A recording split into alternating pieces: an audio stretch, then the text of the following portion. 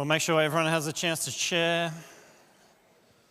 If you have a moment, when have you felt blessed? I mean, it's an interesting question to even think, what does that actually mean? What does it mean to be blessed? Like, what is my life blessed? And why do I suddenly feel like I can say, oh, that was a blessing? Or I live in a blessed country, or I have a really blessed life. Like, what does that mean? And where does it come from? And like those moments when we say, or we don't say we're blessed, when has that absence been before you've suddenly then said, oh yes, my life is blessed? Something happened, I feel blessed. What about those times where you didn't feel blessed? Like, what's going on there? Was God's blessing not on you? So, like, why do we sometimes perhaps feel, oh, I'm so blessed, and then there's these other times? Where does that come from? Well, we all have all sorts of hopes and dreams for our life, right? I hope life is going to turn out like this. You kind of have a dream that, life will pan out, and this will be a good life. This is the good life that I imagine for myself. We each have in our minds and hearts a version of the future that we look forward to. A blessed life has many stories that we can inherit. We tell ourselves all sorts of things about what a full and flourishing life looks like. We tell ourselves things like, I will be blessed if I finish my studies. Or I will be blessed if I land a great job. I will be blessed if I get a certain salary or portfolio. I will be blessed if I get married. I will be blessed if I buy the house, have kids, retire comfortably, travel the world. I will be blessed if my parents are proud of me. I will be blessed if I'm respected by my colleagues. I'll be blessed if I have these kinds of, close friends who really care for me. I'll be blessed if I look like that Insta profile. A blessed life looks and sounds and feels and tastes and smells like the targeted advertising that bombards me from every direction. The wonderful thing, so we've been on leave, the wonderful thing about going camping is escaping the relentless advertising that is all around. And you come back from being at a campsite and you're like, whoa, there are signs flashing everywhere telling me what the blessed life actually looks like. Thank you to those wonderful signs. But we create for ourselves. We adopt certain things. And we take on a picture of a blessed life, expectations of a wonderful life.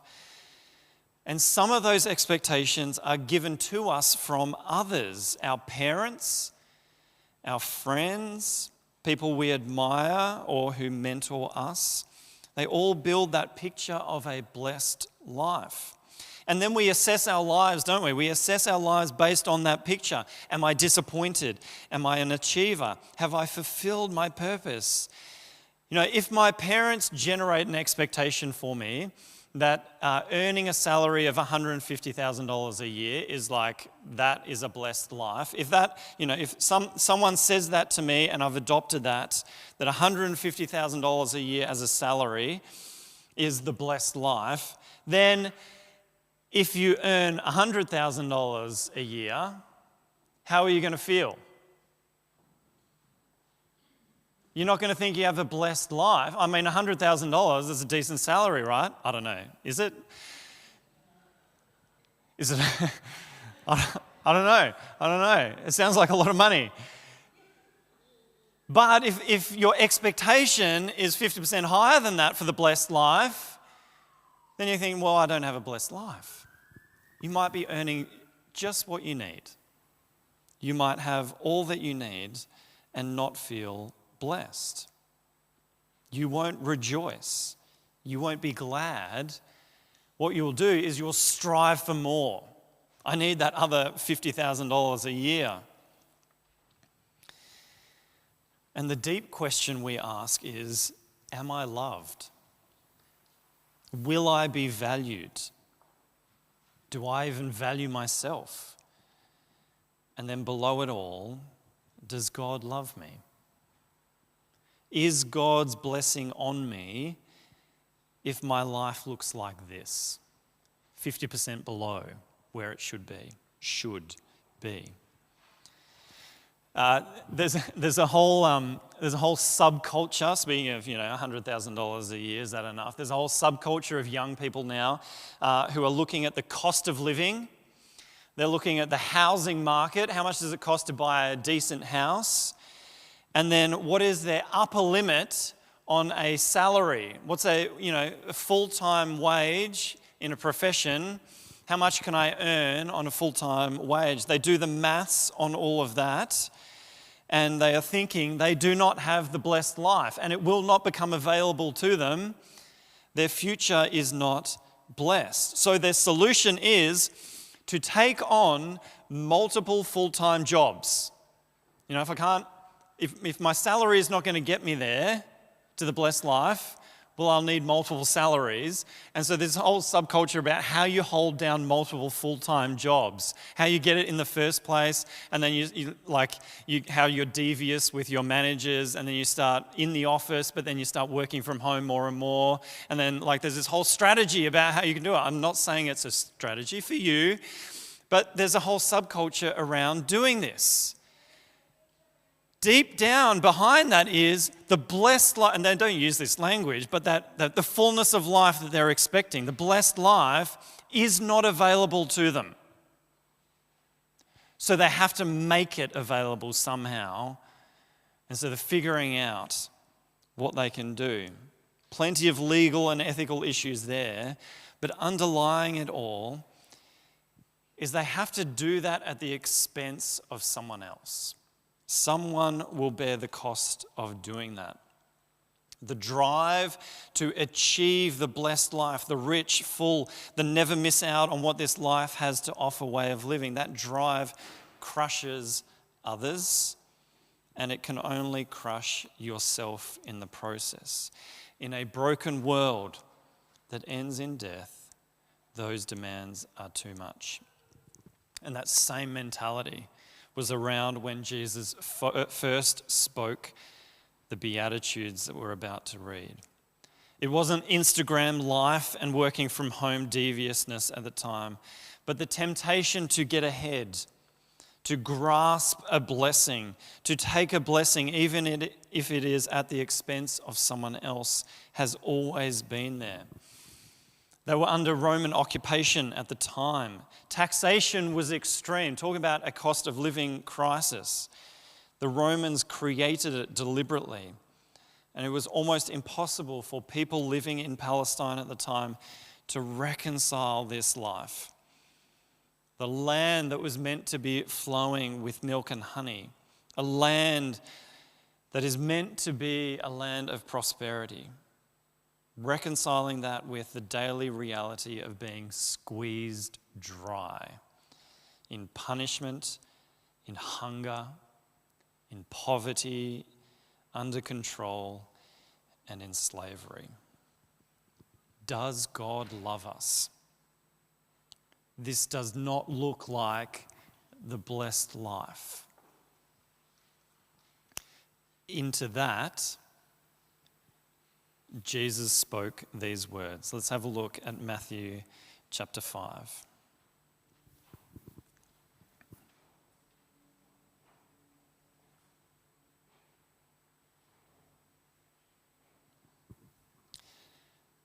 Now, when Jesus saw the crowds, he went up on a mountainside and sat down. His disciples came to him and he began to teach them. He said, "Blessed are the poor in spirit, for theirs is the kingdom of heaven."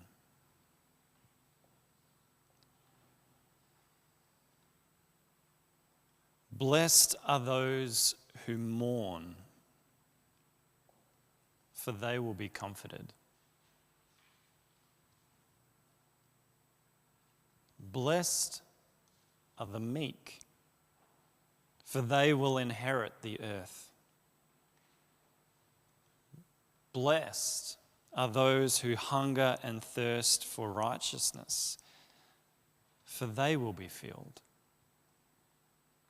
Blessed are the merciful, for they will be shown mercy. Blessed are the pure in heart, for they will see God.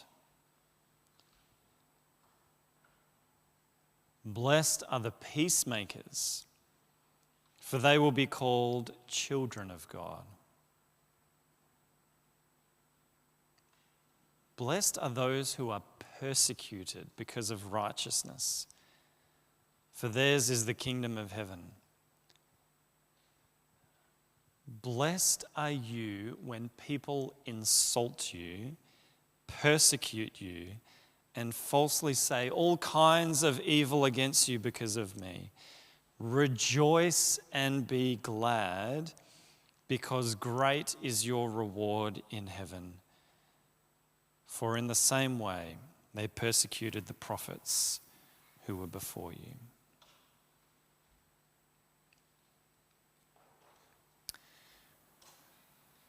Jesus doesn't say lower your expectations about the blessed life. He doesn't say raise your expectation. Jesus turns the world's expectations upside down. Like, you read through this like first time and you're like, that doesn't make any sense whatsoever. What is Jesus describing there as the blessed life? The Beatitudes are not like gentle platitudes. That's not what they are.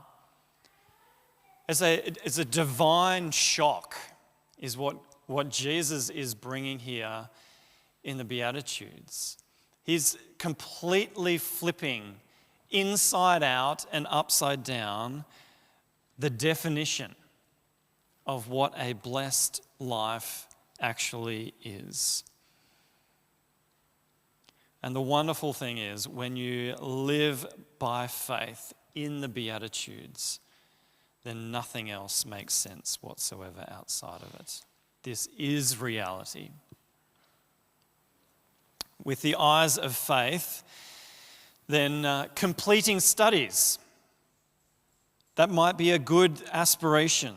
That might be a good thing. But you see that it's not the door to blessing. $150,000 salary, maybe that's wonderful. Maybe that's a blessing. Maybe it's a good thing even. But it's not necessary for blessing. They are not the foundations of a blessed life.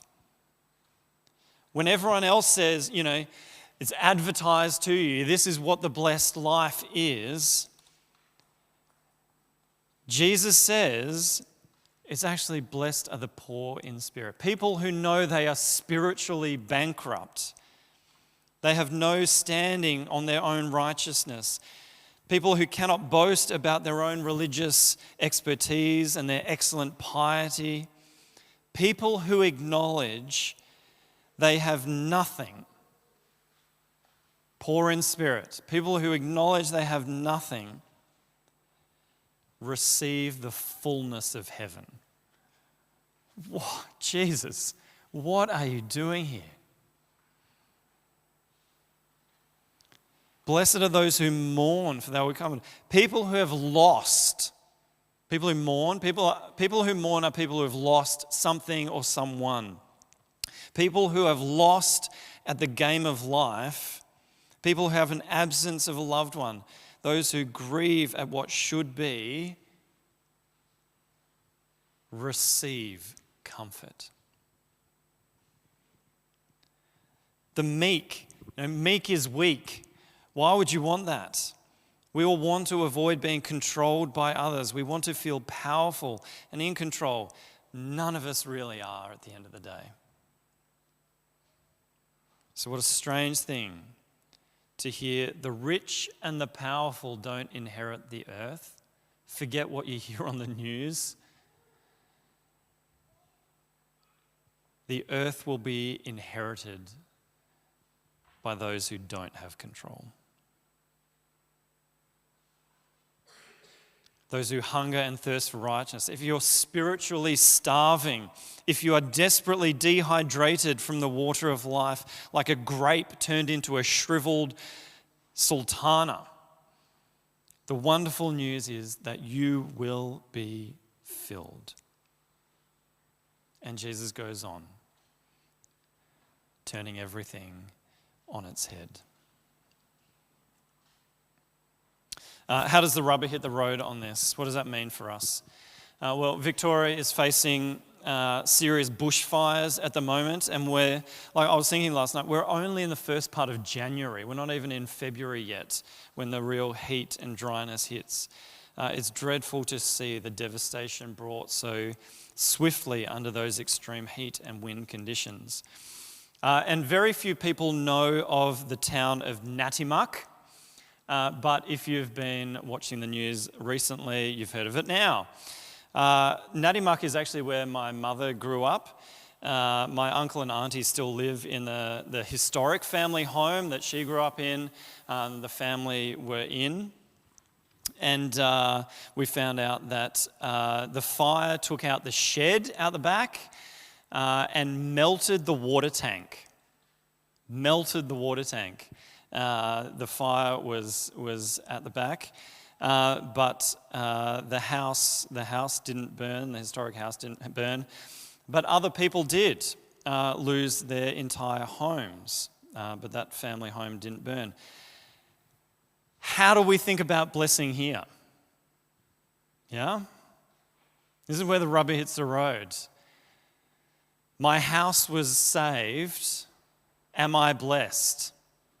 What does that mean for someone who's lost their home? Are we blessed because that home was spared? Therefore, those who lost their homes are not blessed? And lurking under that is asking, where is God's love? Jesus says that even if you lose everything, you will be comforted when you live in Him. In Him is blessing. Jesus says that the most unfair circumstances and hungering and thirsting for justice will end in filling and restoration and fullness when you live in Him. In Him is blessing. Jesus says, by turning all of this upside down, Jesus says, no matter what happens to you, you are loved. You are blessed. You can rejoice and be glad if you live in Him. No matter if you lose all your money, no matter if you lose all your possessions, you'll inherit the earth if you live in Him. Jesus is the Beatitudes.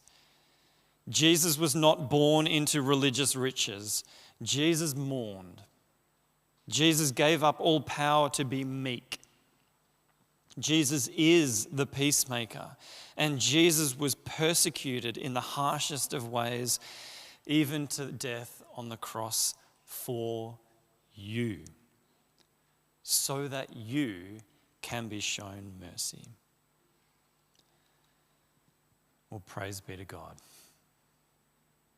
Amen.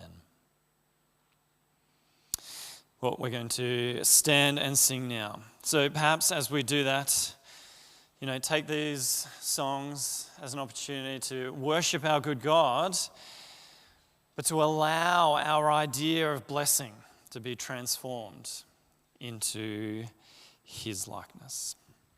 Please stand. Let's sing together, Be Thou My Vision.